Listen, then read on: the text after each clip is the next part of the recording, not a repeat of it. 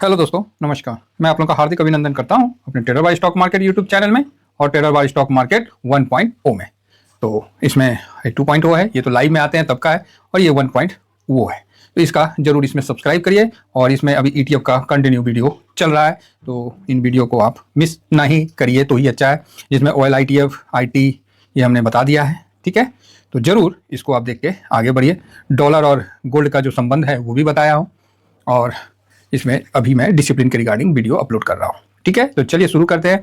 बाकी चाइना के रिलेटेड जो है तो वो मैं इसमें अपलोड कर रखा हूँ ट्रेडर्स बार में। तो यही 2 चैनल है साहब, आप इसको जरूर करिए और टेलीग्राम को बना करके। अभी हम जो बात करेंगे कि टेलीग्राम में अपना ये तो ब्लैक दिख रहा होगा, हाँ ये। तो इस पर मैंने जो बोला है, मैं बहुत कम वीडियो में बोलता हूँ कि लिख के देता हूँ कि इस वीडियो को जरूर देखिएगा। कुछ उसमें रहता है जानकारी तो ही मैं लिखता हूँ, नहीं तो मैं कभी नहीं इस तरह का करता हूँ। चलिए शुरू करते हैं। तो सबसे पहले आप लोगों को आज थोड़ा सा डिसिप्लिन के बारे में बात करते हैं कि डिसिप्लिन क्या, कैसे चलना है। देखिए, हम लोग को कोई मतलब नहीं है कि कौन आदमी कितना स्ट्रेटजी जानता है। हम लोग को तो ये मतलब है कि कौन आदमी किसी एक स्ट्रेटजी से कितना बार प्रॉफिट बुक किया है। आप 1000 स्ट्रेटजी जानते हैं, हमें कोई मतलब नहीं है साहब, लेकिन हम एक स्ट्रेटजी से अगर हम 1000 बार प्रॉफिट बुक कर लिए ना, तो हम कहाँ चले जाएंगे हमको भी नहीं पता है। तो बस हम लोग को वो होता है, क्योंकि जो आदमी एक स्ट्रेटजी से कंटिन्यू करता है ना प्रैक्टिस, तो वो उसके जहन में उतर जाता है। और आप लोगों के जहन में ये उतर गया है कि स्विंग 3% 5% जो है ना दिमाग में उतर गया है। कोई डाउट नहीं है इसमें, मुझे तो नहीं डाउट है। और जो मेरे, अरे कहाँ जिम जाएंगे अभी, तो जो मेरे सब्सक्राइबर हैं उनको तो ये चीज़ का बिल्कुल मतलब, मेरे परिवार के जो सदस्य हैं उनको इन चीज़ों के बारे में बिल्कुल अच्छे से पता चल गया। जो नए हैं उनको भी धीरे धीरे ये चीज़ का अनुमान होता चला जाएगा। तो अभी हम लोगों ने पिछले बार जो स्ट्रेटजी अपनाया था उस पर मैं पुनः चर्चा करूंगा। और मैंने बोला था कि मैं छोड़ने वालों में से नहीं हूं, मैं बिल्कुल आपको रटा दूंगा और ऐसा कर दूंगा कि खराब समय आने पे ना आप स्ट्रेटजी ढूंढोगे नहीं, आप उसको अप्लाई करके आगे बढ़ जाओगे। 3%, 5%, 10% और ये 15%, इसी स्ट्रेटजी पे हम लोग पूरा स्विंग का ताना बाना बुन के चलते हैं। और आप लोग इसका स्क्रीनशॉट ले लीजिएगा, जब मैं बना दूंगा तो आप लोगों के लिए अच्छा रहेगा, ठीक है। तो बढ़िया है, ये सीखने वाली वीडियो है और मैं इस प्रकार का वीडियो जरूर अपलोड करता रहूंगा। तो 3% कहाँ सर, 3% का स्ट्रेटजी कहाँ लगाना है? तो जो वर्तमान में चल रहा है करंट सिनेरियो में, जो 7 से 14% का रिटर्न दिया है, वहां आप 3% में आगे बढ़िए। कितना परसेंट? 7 to 14। ये पिछले वीडियो में बनाया था न्यू स्ट्रेटजी में, अब इसमें रिवाइज कर रहा हूं। इसी प्रकार हमेशा आपको रिवाइज चलता रहेगा, जिससे क्या है कि आपको ये चीज का बिल्कुल कंफर्म हो जाएगा कि कहाँ क्या लगाना है। तो ये बहुत बड़ा मतलब मैं आपको चीज समझाने की कोशिश कर रहा हूं। हालांकि इसके गुण रहस्य मैं आपको इसलिए नहीं बता रहा हूं क्योंकि मैं चाहता हूं कि इसका एक्सपीरियंस आप करिए इन द सेंस, आप इसको फील करिएगा। कब करिएगा? जब समय के साथ चलिएगा। तो आप बोलिएगा नहीं समझ में आया, तो नहीं समझ में आया तब हम बताएंगे कि आगे बढ़ते हैं। उसके बाद हम उसको बताएंगे कि पहले हम 15% वाला कैसे वो 3% में कन्वर्ट हो जाता है। अगर इस चीज को आप समझना शुरू कर लीजिएगा तो बहुत अच्छा और मजा आएगा, ठीक है। तो 3% का स्ट्रेटजी अब किस किस ETF में लगेगा वो भी मैं बता दूंगा। अब आइए 5% वाला, तो 5% वाला 14 से 24% के बीच में आपको अप्लाई करना है। कितना करना है? 14 से 24, मतलब जो 14% का रिटर्न और उससे ऊपर का रिटर्न दे रहा है वहां आपको 5% का स्ट्रेटजी अप्लाई करना है। ये साल का बता रहा हूं। आप बोलोगे सर मान लीजिए किसी जगह साल में माइनस में रिटर्न या जीरो में रिटर्न है, तो भाई उसमें 3% का ही जाएगा, ठीक है, चाहे कोई भी हो। नेक्स्ट आता है, बहुत अच्छा है, आप लोगों को धीरे धीरे इसमें खोलूंगा, हर पर्दा धीमा धीमा ही खुलता जाएगा। 24% to 48%। आप बोलिएगा दिमाग खराब हो गया सर, 48%? हाँ देता है, ETF है भाई, इंडेक्स देता है। डाउट है तो दिखला देंगे, भ्रम नहीं रहने देंगे, मन के अंदर कोई भ्रम नहीं छोड़ेंगे, ध्यान रखिएगा। और यहां पर ही आप इसमें 48% टू एबव। अब आप इसका स्क्रीनशॉट लेना चाहते हैं तो स्क्रीनशॉट ले लीजिए समझने के लिए कि मतलब 48% से चाहे जितना भी ऊपर जाए उसमें हम 15% के गिरावट पे ही लॉट लगाएंगे। जो 7 से 14% का रिटर्न दे रहा है उसमें 3% के गिरावट में लॉट लगाएंगे। जो 14 से 24% का रिटर्न दे रहा है उसमें 5% का लॉट लगाएंगे। जो 24 से 48% का रिटर्न दे रहा है उसमें 10% का लगाएंगे। और जो 48 से एबव है वहां पर ही हम 15% के गिरावट पे लॉट लगाएंगे। क्लियर हो गया साहब? किसी को कोई शंका नहीं है तो नहीं है। तो आप बोलिएगा सर इसमें बेनिफिट कैसे होगा? चिंता मत करिए, बहुत तगड़ा बेनिफिट होगा, ठीक है, बहुत तगड़ा बेनिफिट होगा। और ये जैसे जैसे सिनेरियो चेंज होता है ना, उस तरह से हम लोग को परसेंटेज भी थोड़ा चेंज करना पड़ेगा। सबसे बेसिक ये है 3% वाला कि 3% डाउन तो 3% अप में प्रॉफिट बुक करिए। अगर इसमें थोड़ा सा हम बता दे रहे हैं डीपली, सोचे थे कि पहले इतना खत्म करेंगे फिर आगे का शुरू करेंगे, लेकिन अगर आप लोगों को थोड़ा इच्छा है तो मैं आप लोगों को थोड़ा सा हिंट्स दे देता हूं, बाकी इस पे फिर और आगे भी वीडियो चलेगा। देखिए अभी जब तक 3% 5% आप लोगों को रट लिए हैं 10%, उसी तरह अब इसको भी आप लोगों को रटवा दिया जाएगा। आप नहीं चाहिएगा फिर भी रटवाना ही पड़ेगा, क्योंकि समय का डिमांड है, 2025 का डिमांड है। अब आइए, जब इतना वीडियो देख लिए तो थोड़ा सा हिंट्स देता हूँ, समझने की कोशिश करिए। ये 7 से जब 14% का रिटर्न दे दिया ना, तो यहाँ 3% रखना है। जैसे ये 15, 18, 20% का रिटर्न गया ना, इसका प्रॉफिट का जो ऊपर का है ना, इसको 5% में लेके चल जाना है, समझे? बाकी अगला वीडियो में समझा देंगे। दूसरा, ये 15% का गिरावट कब है? जब 48% का है। जैसे 48% से कम होता है तो 10% में गिरावट में लॉट लगाने का है। फिर 10% से भी उसका एनुअल अगर 5% में आ गया तो फिर आपको भी 24% के अंदर आ गया तो आपको भी 5% में कन्वर्ट होना है। ये तीसरा फेज का है, ठीक है? आपको पहला फेज सीखा है कि 3% नीचे गया, फिर 3% नीचे गया, फिर 3% गया तो पैसा लगा दीजिए। दूसरा फेज अभी ये चल रहा है और तीसरा फेज का झलक मैंने जस्ट आपको भी बता दिया, ठीक है? चलिए आगे बढ़ा जाए। तो अब आगे बढ़ते हैं। आशा करते हैं, चिंता नहीं करिए, नहीं समझ में आएगा तो ऐसा कुछ नहीं है कि आपका मतलब रिटर्न नहीं बनेगा, सब बनेगा साहब, सब बनेगा।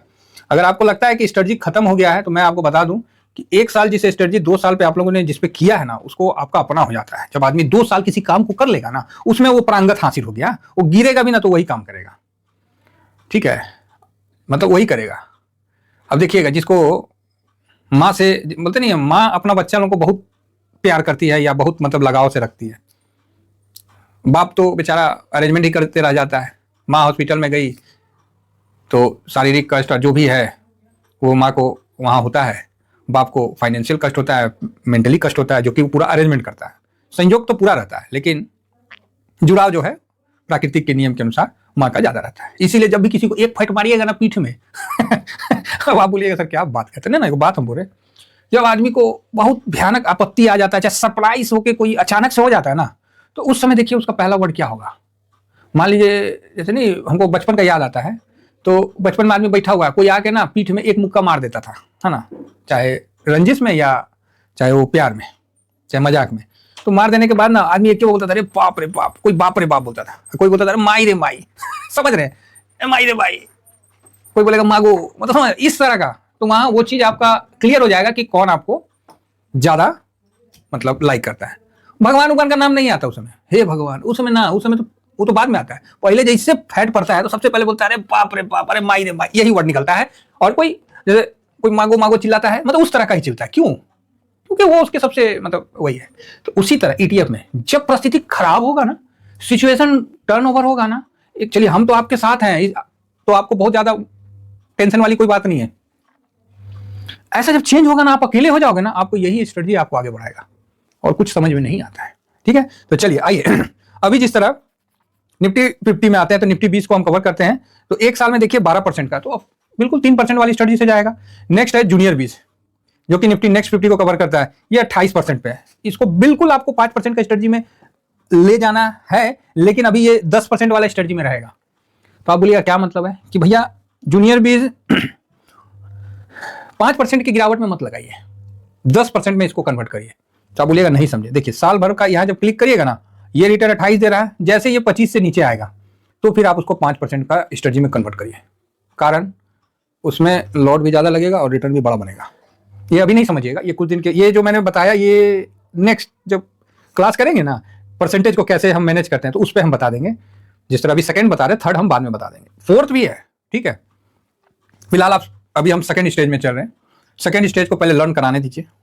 तो इसको आप 5% में कन्वर्ट कर लीजिए, बस याद कर लीजिए कि हमको 25% से नीचे आ गया 24% से, तो हमको 5% में गिरावट पे लगाना है, ठीक है? नेक्स्ट आइए एमओ निफ्टी 500, जो 500 को कवर करता है, ये 17% का है। तो कोई अगर इसमें स्विंग करते हैं, हम लोग तो नहीं करते हैं, हम तो लॉन्ग टर्म में रखे हैं, है ना, ये हमारे लिए बर का पेड़ है। बाकी जो स्विंग करते हैं इसमें आप 5% में चल सकते हैं। नेक्स्ट आया मिड कैप ईटीएफ, हमने 30 ईटीएफ जो रखा है उसका नाम हम ले लेते हैं यहाँ मिड कैप ईटीएफ। तो ये 24% पे है, तो इसको आप 5% में चलिए, क्योंकि ये अपना ठीक है, मोटा मोटी ऊपर से ठंडा हो लिया है टाइम वाइज, समझे? टाइम वाइज ये ऊपर से ठंडा हो लिया है, क्योंकि देख रहे थे कितना फास्ट गिरा था। तो अब इस पे आप 5% पे चल सकते हैं। नेक्स्ट HDFC जो है 2.5, इसको अभी भी 10% इसके स्ट्रेटजी में रखिए। तो आप बोलिए क्या बात करते हैं? हाँ 10% के स्ट्रेटजी में रखिए, क्योंकि इसमें गिरावट नहीं है, 3% का गिरावट है, तो इसको अभी भी 10% के स्ट्रेटजी में ठोक दीजिए, मानसिक लेवल ठीक हो जाएगा। बैंक 20 ये देखिए ये अभी माइनस रिटर्न में 6% का रिटर्न है, तो ये 3% का स्ट्रेटजी में कन्वर्ट हो जाता है। कौन? बैंक निफ्टी, बैंक 20 3% की गिरावट में इसमें आप पैसा लगाने का सोच सकते हैं, क्योंकि आप 1 साल का अनुमान लेके चल रहे हैं। ऑटो आप खाली याद कर लो, इतना परसेंट के नीचे में आ गया तो हम ये स्ट्रेटजी लेंगे। देखेंगे कहाँ? आप गूगल में देख लेना या फिर अपना फायर्स का उसमें देख लेना, आपको दिख जाएगा चार्ट में। आप बोलिएगा हाँ हाँ फायर्स का चार्ट है ना, तो फायर्स का जिसको अकाउंट खोलना है वो मेरे लिंक से खोल लीजिए, बढ़िया है ना, बाकी चार्ट उसमें बढ़िया है। समझ गए होंगे मेरी बात। ऑटो 31% है, बिल्कुल इसको 10% वाले स्ट्रेटजी में डाल दीजिए साहब, कोई डाउट नहीं है। ठीक है, नेक्स्ट ईवी इंडिया पूरा धड़ाम से गिरा हुआ है, 1 साल में तो माइनस रिटर्न है। अब ये देखिए नया है, नया सेक्टर का है, तो इसको 5% में फिलहाल रखिए। हालांकि ये वापस हो रहा है, लेकिन अभी 5% में रखिए, नहीं तो 3% में भी रख सकते हैं अभी के हिसाब से। ये एफएमसीजी ETF, इसमें देखिए 1 साल में कोई रिटर्न नहीं दिया, तो भैया 3% ये घूम रहा है, इसको तो बोल रहा हूं ये घूम रहा है। ठीक है, अब इसके बाद ही अलग गिर गया तो अलग बात है, बाकी ये 3% वाले में आ गया, इसमें कोई डाउट नहीं है, बिल्कुल घूम रहा है। IT 1 साल में सर ये 29-30% का रिटर्न दे रहा है, तो 10% की गिरावट में इसमें रख दीजिए अभी। ठीक है, 10% की गिरावट में तभी मार्केट में टिक पाइएगा आप, नहीं तो फिर टिकना मुश्किल हो जाता है। मेटल माइनस में चल रहा है, तो मेटल का ठीक है, मोटा मोटी मेटल वाला नया ETF है ना, तो इसमें नॉर्मल रहने दीजिए। अब इसको देखना है तो फिर आपको मेरे को उधर जाकर मेटल इंडेक्स को देख के फिर करना पड़ेगा, तो आप समझ जाइएगा कितना परसेंट का गिरावट है, तो उस हिसाब से। फार्मा 35% का रिटर्न दे रहा है, तो इसमें आप 10% का गिरावट पे ही लॉट लगाइएगा। ये मेरा अपना एक्सपीरियंस के आधार पर मैं इस चीज को बता रहा हूं आपको। अब जो PSU में लॉट लगाना है, ये देखिए, सुनिए PSU का बात। अब जो आपको PSU में किसी को लॉट लगाना है, तो भैया 3% की गिरावट में भी आप लॉट लगा सकते हो, ये बड़ा अच्छी बात है। नहीं तो 5% में रखिए, क्योंकि 10% में अभी तक रखते थे ना, तो अब जो PSU में ना 3% या 5% रखिए, अभी 5% में आप लॉट लगा सकते हो PSU में। काहे तो PSU ने टाइम वाइज करेक्शन दे दिया है और गिरावट वाइज भी अपना करेक्शन देके ये चल रहा है, तो अब आप इसमें 5% या 3% के चल सकते हैं। जैसे ये फिर अप हो जाएगा तो फिर हम लोग को चेंज करना पड़ता है। नहीं, कोई बहुत आदमी बोलता है ना ETF में क्या है, इसमें तो कुछ तरीका ही नहीं। यार तरीका, इतना तरीका है कि महाराज सब चीज बताइए देंगे तो हो गया, फिर आप भी परेशान हो जाइएगा। इसीलिए जो तरीका बताते हैं उस पर बाकायदा कई बार प्रैक्टिस करके इसका रिटर्न जो है ना, मोर रिटर्न बनता है, ज्यादा रिटर्न बनेगा स्विंग में भी। और 2025 हम लोग को स्विंग में मास्टर बनना ही बनना है, नहीं बनिएगा तो फिर रास तिलक नहीं हो पाएगा। प्राइवेट बैन ETF, यहाँ भी भाई साहब 1 साल में कोई रिटर्न नहीं बना है, आप इसको 3% की गिरावट में ढो सकते हो। ये क्या है? एमओ रियल्टी 1 साल में देखिए तो 21-22% का रिटर्न है, तो यहाँ आप 5% में अब यहाँ से चल सकते हो, पहले का नहीं पता, अब चल सकते हो। OLIT अब तो भाई ये तो आप इसका इंडेक्स देखना पड़ेगा, बाकी ठीक है, ये मोटा मोटी अब ऊपर जाने के लिए तैयार है। कोटक अल्फा जो है अल्फा ETF से कवर करते हैं, ये अल्फा ETF है ना, अल्फा ETF से कवर करते हैं, तो 1 साल में 30% का रिटर्न है, तो 30% का रिटर्न आपको 10% की गिरावट पे ही इसको आप कवर करिएगा, पहले मत करिएगा, 10% गिरने दीजिए फिर।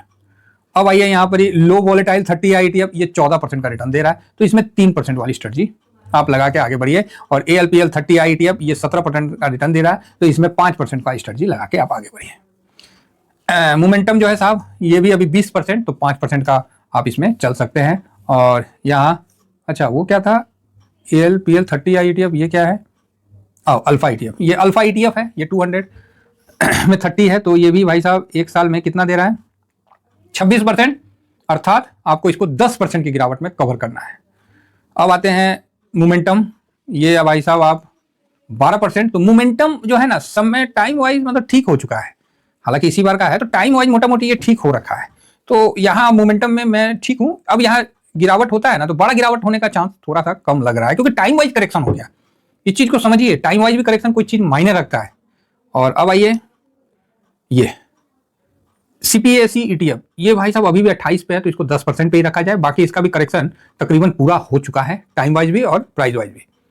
अब आते हैं ICICI B22, ये तो 5% के स्ट्रेटजी में इसको कन्वर्ट किया जाता है, कन्वर्ट है, ये 18% का ड्यूरिंग दिस ईयर में है, तो बस उसी हिसाब से हम चलेंगे।